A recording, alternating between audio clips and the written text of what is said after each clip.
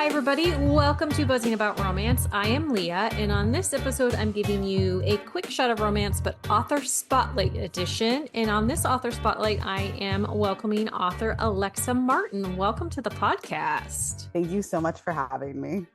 Alexa Martin lives in Dallas with her husband, 4 children, and German Shepherd. The Playbook series was inspired by the 8 years she spent as an NFL wife and her deep love of all things pop culture, sparkles, leggings, and wine. When she's not dreaming up her next romance hero, you can find her catching up on whatever Real Housewives franchise is currently airing or filling up her Etsy cart with items she doesn't need. I mean, who doesn't do that? I mean, my cart is out of control. And Yeah. also Real Housewives of Rhode Island, if anybody's watched it, check it out. Is It's it? so good. Is It's it? so good. Yeah. I have a hard time getting into those kinds of shows, but I will doom scroll and I have probably watched entire series of shows just by seeing little clips. Oh, the clips for sure. I mean, I took a break from Housewives because it got to be too much and it felt really scripted. But Rhode Mm. Island, this is their first season, and it It's feels very old school, chaotic, it's like messy, back to the OG. perfect Housewives. They're so messy. I I love love them. I don't even think I mean, I knew where Rhode Island was, but I didn't know what it was, the culture. And I was just like, because oh, it's so so it's tiny. yeah, it's like New Jersey meets Boston. It's perfect television. It's so good. I It's may really have to great. check that one It's out. really great. And there's only a few episodes, so it's not overwhelming. That's true. Um, I'm much better at pitching Bravo shows than I am my own books. So let's talk about your author journey. So what made you write that first novel and publish it? So I always tell people that my gateway into romance was 50 Shades of Grey. I Hmm. had 3 small children. My older 3 are back to back to back. So Okay. I had, a 3-year-old, a 2-year-old, one actually maybe not a 3-year-old, a 2-year-old, and an infant. Hmm. And my grandma had called me one night and she was like, "Have you ever heard of that 50 Shades book?" And I was like, yeah. She's like, "Yeah, I keep hearing, maybe try to read it." So I remember I read the first one and I remember finishing it and throwing my kids in the minivan and Hmm. running to the store and grabbing the second one and just it just started this deep love of romance. I just could Hmm. not get enough after that. And but I when I started reading, it was before I knew about the blogs and all the recommendation Hmm. sites. And also all of my books, it was I started reading on my phone. So it was Apple Books. Yeah. And after I'd finish, I'd be like, okay, you might like this. So then I'd buy that one. And they were all very straight, very white. The diversity was seriously Hmm. lacking. Yes. And my husband, this is when he was playing still, he got invited to do this camp in the Bahamas. And so me and him had this kind of vacation. And That was he, probably amazing it because was, having 3 kids under no, 4, that's a truly, it lot. was so delightful. And he, we were at whatever the big hotel is in the Bahamas. I can't remember right now. And he wanted to go on all the water park slides. And I was like, you don't Hmm. understand. My vacation is reading these books uninterrupted. Yeah. And so I finally had time to just sit and just read. And an idea came to me for a book Hmm. that I'd never written before. And I was like, Okay. this is crazy. I don't know if I can do that. So we got home from the vacation. And I remember going into our basement, locking the door. Me and my husband shared a laptop. I created a password protected account and started writing. And I remember he was just like, "What are you doing in the basement?" And I was like, "You don't need to know. It's fine. It's fine." Um, and so I finally told him because I didn't want to tell people that I was doing it because I didn't know if I Right. was going to finish. I didn't know if it was going to be so cringe and embarrassing. And that's when I started writing Intercepted. And it ended up when it was published, it was a football romance. It Hmm. was not a football romance at first. I remember being like, I will never write about football. This is not romantic. This is not glamorous, right? It's my husband getting traded and switching teams and moving around the Hmm. country and just very chaotic. Um, and so it took me 4 years, I think, to finish that book. And I got into this competition that's not a thing anymore, but it was called Pitch Wars. Okay. And I was able to you would submit your query letter and first chapter to 5 to 7 mentors, and then they'd ask for more. Rebecca Yaros was one of the Okay. mentors. This is back in the day. And I got chosen, and I remember they were they're like, what do you want this book to be? Do you want to be women's fiction, erotica, romance? And I was like, yes. I knew nothing. I didn't Hmm. know what like the guidelines were, and we went with contemporary romance, and they were like, you have this a viewpoint on football that like most people don't. So like Right. maybe try to. They're like, but like you'd have to rewrite the book in Hmm. 4 weeks. Could you do it? And I was like, yeah, sure, sure. It took me 4 years to write. And I was like, yeah, no problem. And then by that time I'd had my fourth child. We just moved back from Wyoming. My mother-in-law was living up with us after Hmm. knee replacement surgery. And I just remember, I don't remember much from that month except for Red Bulls and crying. But I finished it, and that's how I got my agent. But it was really just like the spark of an idea, because I was like, maybe if I'm not finding the diversity in the book, like Right. maybe I can try to do it. And it took me a long time to finish it, and I did not know what I was doing. I have nightmares about people finding the original manuscript and reading it, right? It's not great. But it was like a really nice experience. And there's something so sweet about like getting started and not knowing the rules and just Right. writing for fun and what you want it to be. Um, yeah. I mean, but you're not the only one. There are so many authors who like strive to write that first book, and once they get it done, like they don't have a clue how to get it out there. And I mean, Yeah. and I will say there's so much more that goes into publishing a book than most people realize. Like there's so many intricacies to it. And there's so many entry points, right? Like Hmm. one person's story cannot be helpful to somebody else's, right? Like Exactly. everything is so different. What's so funny is actually when I was writing that book, one of the reasons why I finished is while I was pregnant with my fourth, my daughter, I was in a mom group, like an internet mom group. And one Okay. of my friends in the group said, like, I actually really want to be a published writer. Like that was like her Hmm. secret that people didn't know. I was like, oh my God, me too. And so every Tuesday on Facebook Messenger, I can still pull up the messages. We would send each other a chapter of our book, and we would read it and Really? be like, wow, good job. You did so great. Keep going. And now she's a published author. She has two YA books, Lissa Mia Smith. They're Hmm. amazing. She's the most talented person I know. And but that's like how we started doing it. So you're just like, before we even knew what like beta readers were or any of Hmm. that stuff, we were just like on Tuesdays on Facebook would send each other a chapter. And It's really funny because I mean, I'm 42, so like having like the Facebook yeah. Messenger, like you're totally like I aging know, yourself. You're I like, I know, am I know. this years old by I the fact know. that I we was did it this really way. in Facebook, in the Facebook mom group. Yeah. So do with that what you will. Yes. Yeah, the times have changed a I little know. bit. Oh gosh, that's okay. I'm okay to not have to join another mom group in whatever form of being pregnant. Mom groups they were nice, but they were horrible at the same time. Really scary. Yeah.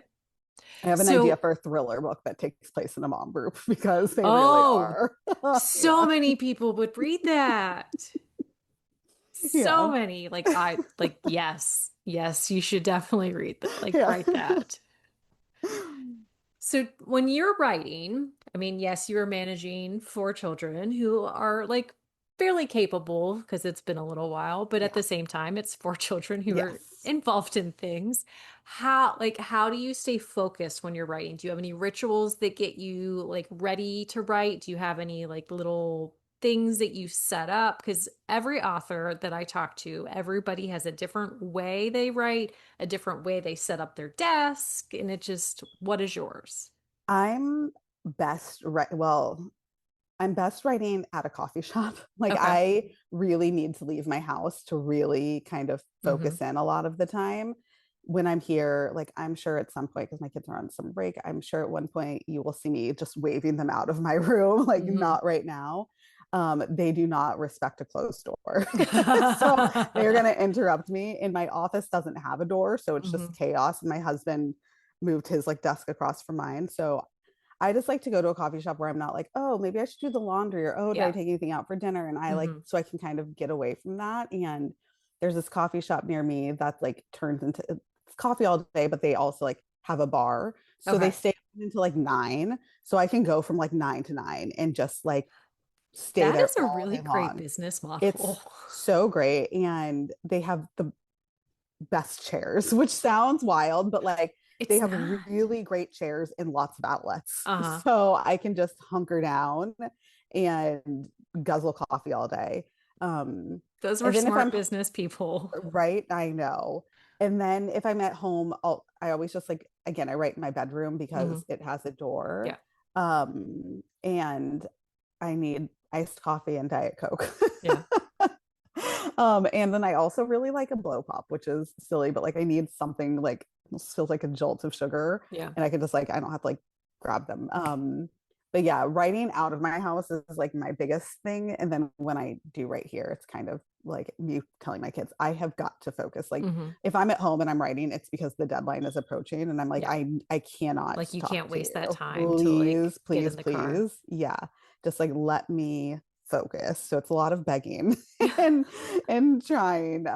I'm my son called me out once where I got my contract. I was like, it's not due for like 9 months. And he was like, oh, so you'll start in 6 months. And I said, first of all, how dare you? Also correct. Like you are probably right. I feel like I don't know if it's because of how pitch wars worked when I had to write in that month, but I Hmm. do feel like sometimes I write better with that. Otherwise, I kind of hyperfixate and I keep Yeah. starting over. Like sometimes it's better for me to feel that like burnt, but also it's not because then I feel like I'm pulling my hair out and I'm so Hmm. stressed. So I'm actually going to start writing a new project like next week, and it's not due for a while. So we'll Yeah. see how that Well, what I that does mean, to my nervous I system. don't know about you, but I am a procrastinator and I Yes, work much better in a like shortened deadline. same. Like, so, I mean, whatever Yeah, I works. want to not do that to myself anymore, but I also am like part of me as like so I think as like creatives, you get so like, is this just part of my process? Hmm. It can be so hard to break out of it. So I'm gonna try with this next book to just give myself a little breathing space Yeah. and let me, I mean, it's still due in like November, so it's not like the longest But it, time, but it but it's still is more than time. 2 months that Yes. I've done these last ones. So So yeah. when you were coming up with your stories and what you want to write, not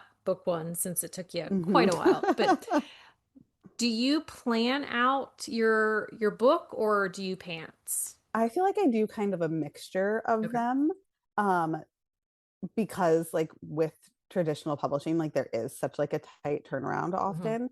I like to have some idea. So for the most part, what I do is I will come up with like the back cover copy. Okay. So I like I know like kind of like the whole general idea of the story. And then I like to come up with like the major plot points. So I'll know the very beginning, Hmm. I'll know kind of the end of the first act, beginning of the second act, Hmm. the midpoint, and like the third act, like the big breakup or Right. whatever is going to happen there. That's usually how I like to do it. With the last book that I just did, I tried my hand at plotting. Okay. Was so intense. I mean, but it was so helpful. Like when I got towards the end, where usually I'm like, oh no, I don't know what to do next. I'm Hmm. having to like call my friends panicking. Like I had that like guideline, but the plotting did take a very long time to Hmm. like my spreadsheet, immaculate. It's beautiful. I've Yeah. never been prouder of a spreadsheet in my entire life. But I also, what it did is I really overwrote. Okay. So it started getting to the point where I was like, oh, this first act is going to be like 35,000 words. Like I really have to start paring it back. And then as my deadline was approaching, I was like, okay, we're going to cut the scene. If Hmm. the pacing's off, then I know where to add back Right. in.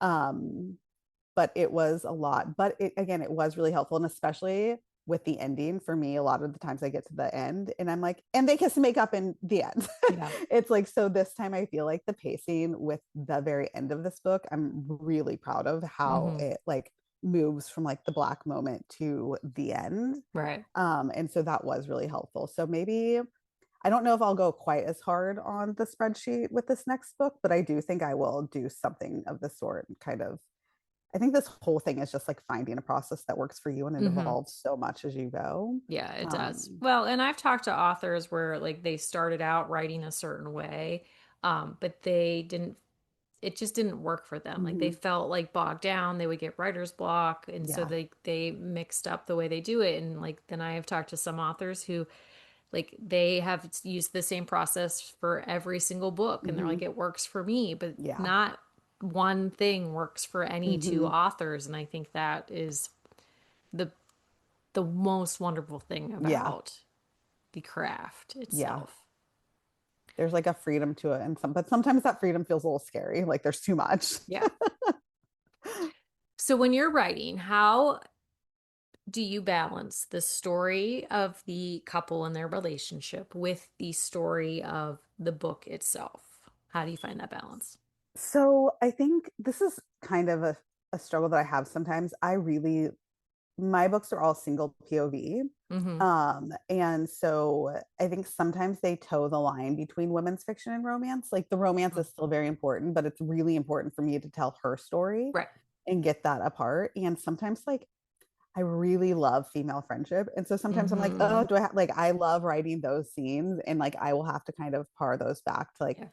I think with this last book, it was a kind of struggle that I was having. It's like her returning to her hometown and she's like reconnecting with all of these people. And I was like, I need to keep this relationship focused and Mm-hmm. centered. And I had read Chloe Liza's Happy People. Okay.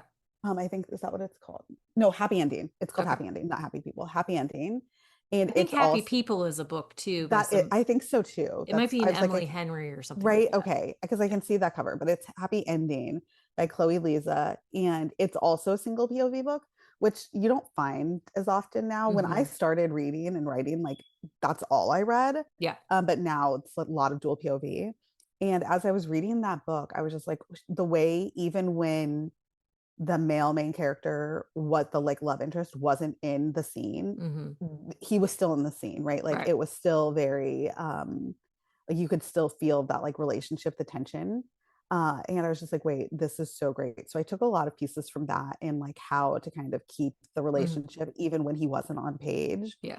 to kind of show how she was moving towards that relationship, while still having somewhere like I can't remember the name of the rule, right? Where like there's still scenes where like two women are talking and they're not talking about a man. Mm-hmm. I cannot remember the rule right now, but I like I know what don't you want, mean. Yeah. yeah. So I still make sure that like I have scenes that like aren't about boys in it Mm-hmm. as well, right? Like I want her to be a fully developed person. And I think that leans towards the romance, right? I just watched Jerry Maguire the other night. Ooh, um, that's a good one. I it haven't like seen that in a hot I minute. hadn't either. I was doing like a little book tour for this, and it was on in the hotel room when I came Mm-hmm. back, and I was like, oh my gosh, I haven't watched this in forever.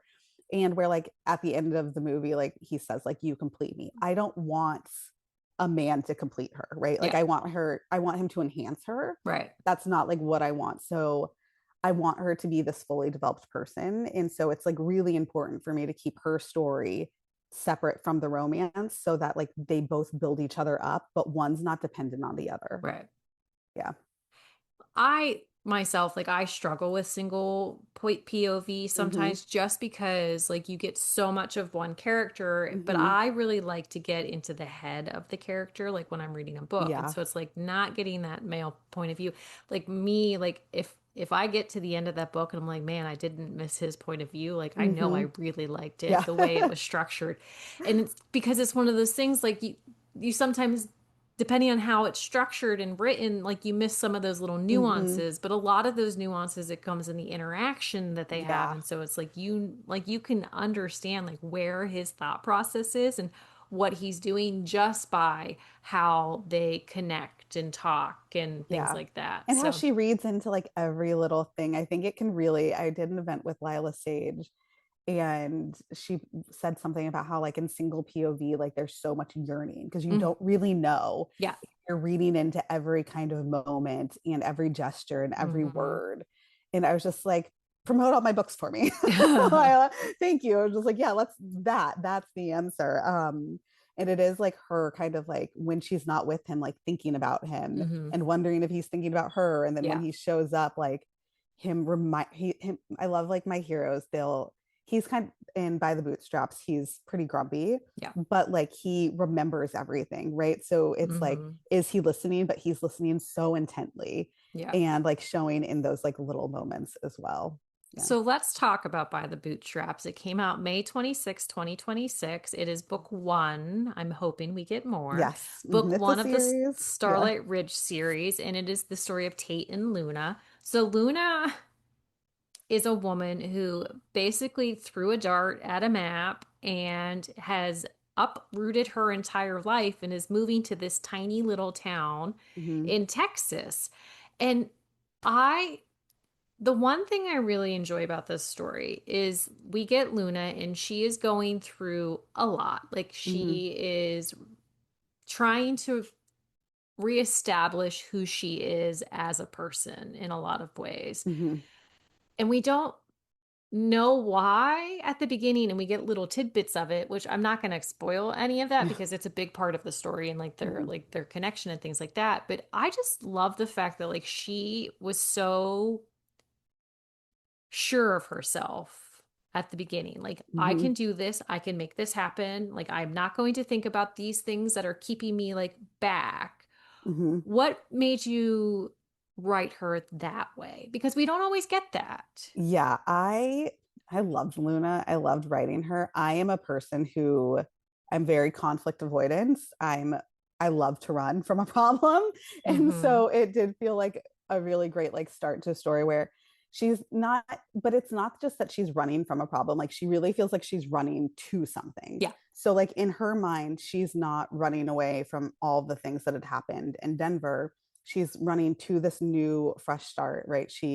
Her name is Luna Star. She found a town called Celestial. Like everything just seems meant to be. And this Yeah. is like, She's like, it almost seems fated that that was yes, like where she yeah, this is where picked. I must belong here. Yeah. And so it really is like in her mind, this new beginning, this fresh start where like she's meant to be and not that like she's avoiding all the problems, which Hmm. it is. It's Yeah. both things in the end. And we see that like along the journey. But yeah, I really wanted her to, I wanted to write a small like town, like a fictional town for a long Hmm. time. And when I moved to Texas, I was like, oh, it's got to be set in Texas. And so to like give her that like freedom to be this like whimsy, fun person starting over, right? Hmm. Like, which is scary. It's It so is. scary to start over where you don't know anybody. You don't have that like safety blanket of like a best friend where if something goes wrong, you know, you still have that one person. So kind of getting her into this place where like fish out of water, Hmm. um, and forcing her to like even though she's like avoiding everything still right like those problems following her and forcing her to come like face to face with them as well. Well, and a lot of like her problems, so to speak, or like they're emotional. Like Hmm. it's some trauma that she's went through like at like growing up and things Yeah. that have happened and like relationships have adapted and evolved and she's learning to deal with like a lot of grief Hmm. that she and not just grief in the technical like terms of it like Hmm. there's grief about like relationship and grief about loss and it really like the way that you portray it it's like grief is attached to a lot of different things. Grief is Hmm. not a linear thing. Yeah. Grief is I always like to refer to it and anytime I'm talking it's like an ocean tide. It ebbs, Mm. it flows. Hmm. Sometimes it's big, sometimes it's small. Like Yeah. it sometimes can be very violent and Hmm. sometimes like the most calming thing ever. Yeah. And like as this story goes on like through like you really see like those ebbs flows Hmm. and realizations Yeah, for I think Luna. it was really important for me. I feel like a lot of times when we see grief written, Hmm. I don't think it's a spoiler, right? Like she lost her mom, Yeah. and I think a lot of times when we see grief, especially about a parent's on page in media, it's, oh my gosh, I miss them so much. I'm so sad. Yeah. They were so wonderful. But there's this other layer when the relationship's complicated. Yeah. And so to see grief and to be able to kind of write it in a way where it's not just what is kind of socially acceptable. Hmm. And there's a lot of complicated feelings, and there's a lot of shame, and there's a lot of anger, and Yeah. there's a lot of sadness. And so like working her like watching her like work her way through it and experience that and then like give herself like the freedom to like feel all of the feelings so she can Hmm. actually just grieve, right, Yeah. and put all of the rest to the side, because it can be really hard, right? Like there's with everything we do there's so many other voices and expectations, Hmm. and grief is one of those things that is so personal, it is so overwhelming. Yeah. And so to kind of feel those feelings in not what people expect you to feel, it can be really difficult. Yeah. Well, Hmm. and then we have Tate, Hmm. who also has complicated Yes. relationships with people. I Hmm. feel like that's the best word to use. Yes. And so he is in his hometown, like he has been there for a while because of things that happened, and I'm not going to spoil that one Hmm. because again, need to read about that one. And but he wants to be there, but he doesn't want to be there, and he feels obligated to do things that he Hmm. wants, and like he wants to do them, but he doesn't want to do them at the same Yeah. time. So he's like this really like juxtaposition of everything as the book, as like we meet him and get his story and the little intricacies of like the relationships and things like that. And so like he's a layered onion of Yeah. complication. I don't think I even realized it until I finished writing the story of how much their stories mirror each other in opposite Hmm. ways, right? Like she has dealing with like loss and complicated family issues. And so uh, to deal with those, she's kind of diving into community. She's Yeah. clinging to it. She Yeah. wants all of it. And he is dealing with complicated family issues and things, and he's pushing it away, Yeah. right? Like, so they're very different journeys, but like they still have that like kind of thing in common. Hmm. And I think their relationship, it helps both of them mend something and allow themselves to like open up. But it was like watching them kind of deal with similar things in completely opposite ways, Yeah. right? And like the different ways you can handle all of the things. Well, and when we first meet Tate, like there's this love triangle vibe. It is not a Yeah, love triangle, it's not a people. love Don't worry. triangle. There's none of I that. But it's know. like you kind of like the way you introduce it, like because he Hmm. has a twin brother and his Yeah. name is Silas. And so Hmm. like we meet Silas first. Well, we meet Tate first, but then it's like it's just a little like here you go. And then we Uh-huh. meet Silas and he's kind of like really there a lot. Hmm. And then like Tate comes back and it's like, oh, where is this going? But it is Yeah. not a love triangle, don't worry. Yeah. I'm like, I tried to play with the love triangle, which was really hard. It was Uh-huh. really hard to balance and Okay. do. Um, but then I was just like, it's on the back cover copy. Like, you know who the hero is, Yeah, like when you're exactly. starting, but like it was fun to introduce. And the second book is Silas. So it Hmm. was nice kind of introducing him and Well, seeing both and of like we them. get little snippets of like his feelings and his Yeah. emotions and That like family and the dynamic is really important to the story and hmm like the overarching story across all three books. yeah. Well, and so that I think that's the thing, like the way that you tie in so much of Tate's family, like, and there is healing there, and there's healing on Luna's side, and we Mhm. have Gabby, who is like Oh, we love Gabby. the bestest Hmm. friend ever, who we like. I really but that friendship with Gabby and Luna too, like Gabby is still in Denver, like, and they're Hmm. doing this long distance friendship thing. But Gabby is like, I will drop everything and be Yeah. there like the moment that you need me. Like Yeah. she And is she's also ride or like, die. don't Like you give dare me the forget to call shovel. me. Hmm. Yes. Yeah. But it's like she wants Luna, like she misses her so much and she wants her to come back. But at the same time, she sees how like she's thriving in that Hmm. environment. And Yeah. so it's like, well, what am I going to do about that? Yeah, she is so great. Like I said, I always love a female friendship in my stories. Like it's very important across like every single one of my Mhm. stories. But usually it's just the one best friend. And with Yeah. this one, I was like, wait, but Gabby's not here. So Right. what's fun about writing the story is like there's a lot of friendships that I wasn't expecting when I started it. Hmm. Like, I knew she would meet Millie, who owns the craft store in town, and she's so fun. But I did not realize how much of a player Sierra would be, which Yeah. is she's Tate and Silas's sister. Hmm. And I did not realize like that would be it. But I think it was this like writing in the small town Hmm. where the community played such a huge part and she was making all these friendships and writing all like creating all these characters was so much fun. But I really wasn't expecting. I thought Sierra would just kind of be a side note, like, oh, this is my sister, and you'd see Yeah. her a few times, but she became like a big player in the Hmm. book. Well, and the way that you created, it's not that Luna was isolated in Denver, but like you had her almost isolated in like the way Yeah. that she did things. And so it's like she really flourishes Hmm. in this small town that is very welcoming to Hmm. her, which you don't always get in a small Yeah. town romance with somebody new coming in. And I think Hmm. that in itself, like the she really blooms so much Yeah. and like really like finds like her worth, Hmm. that like she was a strong person, a strong character, but then Yeah. as she like really like made these friendships and they showed her like how much more she's capable of, I think Hmm. that is one of the things that is like so special about her journey. Yeah. Thank you. I think so. I think so. it was really fun to write this like small town. It was really fun. Like all of the players in it were so much fun to write. And again, like we just moved to Texas right before I started writing this book, Hmm. and there's no place like Texas. Like I tell my husband all the time, we moved to Mexico for a while. We wanted our kids to see another culture Hmm. before they got too old. And so we moved to like a foreign country for a year. And I tell my husband all the time, I'm like, I think that Texas is more of a foreign country than Mexico was, right? Like it's so specific. Like it is its own little world. And Uh-huh. then, but my boys play football, and my son, we moved here, my son's like freshman year of high school. So like really jumped Well, in head Texas first into the Friday Night football, Lights. I was going to say Texas football is a whole other It realm. really is in a way. Like before when we lived in Tennessee, I finally watched Friday Night Lights. I'd never watched it like Hmm. growing up. So I was really late to it. And I watched it and I was like, okay, well, like they're getting a little absurd here. They're really kind of taking it far. And And then then we you moved moved to here and I was like, oh, Texas. they undersold it. They were really gentle. You're like This is, they took yeah, like the they small really tempered it smattering. down, Yeah. truly.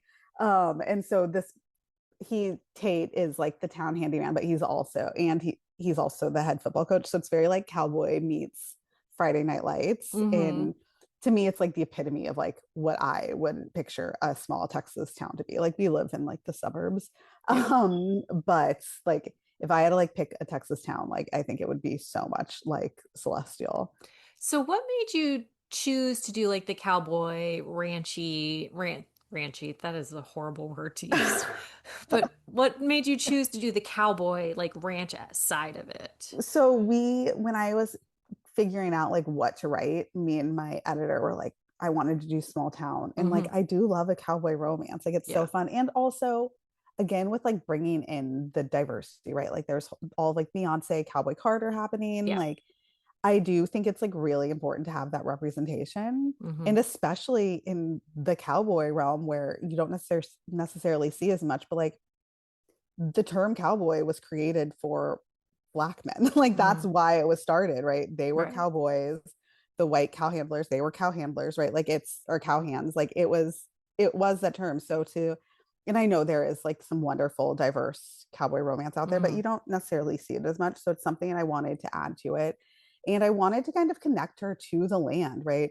There are these beautiful scenes where they're talking about Starlight Ridge and what Hmm. the land means. And that community was started as a freedman settlement. So like it started by like freed slaves settling there. Like so it's like a community built on diversity and inclusion and like Hmm. welcoming. Um and so I wanted to kind of try my hand at doing it. I will say I think this book, as the series kind of goes on, like this one, it's like about Tate who hates cowboys, right? Right. So you see it, but it's not. And Silas is in it and he's very much a cowboy, and she lives right next to the ranch, so like you still see it all, but I would say this one is like cowboy lights, Yeah. and then the second book is more, and then the third book is like fully like Well, and I engaged think in it. part of it is like Tate, like he doesn't want to be in the ranch Mm-hmm. life, but and then Silas is like fully immersed in it and Yes. wants like every little piece of it, Mm-hmm. even though like he's not really given the opportunity in this Yeah. book. So I'm sure that we'll get Yeah. more of that in his book and how that plays out. Yeah, so it was just fun to kind of lean into that in a place that the representation isn't always as vast as Hmm. I think it should be, could be. Yeah. And so it's like important for me to like give readers this as like an option. Yeah. Mhm. Well, it is a great option to Thank you. have because it was very well done and I enjoyed it Thank you so immensely. much. Thank So, you. what is next for you? Is Silas next, or do you have any Silas projects is in between? next. I just turned in the first draft to his Okay. book, and I love it. I love it a lot. So it's his book, and then the third book will be Sierra's book, which that's the book I'm hoping to start in like the next couple of weeks. Hmm. And I might be most excited for her book. I don't know if I'm like allowed to give spoilers for her, so I won't yet. But you meet all of the players in book one, right? Like Hmm. even if you don't necessarily catch it, like you meet at least get the names of all of Hmm. the players within Okay. the first book. So Silas's is a second chance. It follows like his like childhood like sweetheart, and she moves back to town, Hmm. and it's really fun. There's really sweet moments. There's still like football. It's like a great bridge. I think like she's got a son, so there's Hmm. still like the football theme in there as well. and the cowboy because it's Silas's. Hmm. So I think it's like a really great bridge between what the first book will be and what the third book will be. Okay. And Silas is just like in this book, I think you see like he's so sweet, but then as the book goes on, you kind of see that he has some things as well. Hmm. So to kind of delve into him and his like psyche and his relationships was really, really fun. Well, I look forward to Thank it. you. And so thank you so much, Alexa, for joining me on this Spotlight Thank you episode. for having me. This was so fun.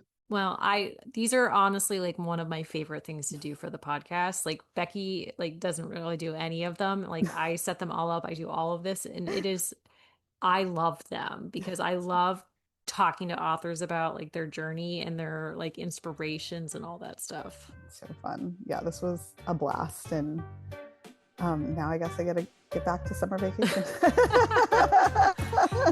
And until next time, happy reading, everybody. Find us on Instagram at Buzzing About Romance or on Twitter at Buzzing Romance. If you like the podcast, please leave a review. If you'd like to support us directly, join the Bookcase and Coffee Patreon and receive exclusive content only available to Patreon members. Check out bookcaseandcoffee.com for our on-the-shelf show notes.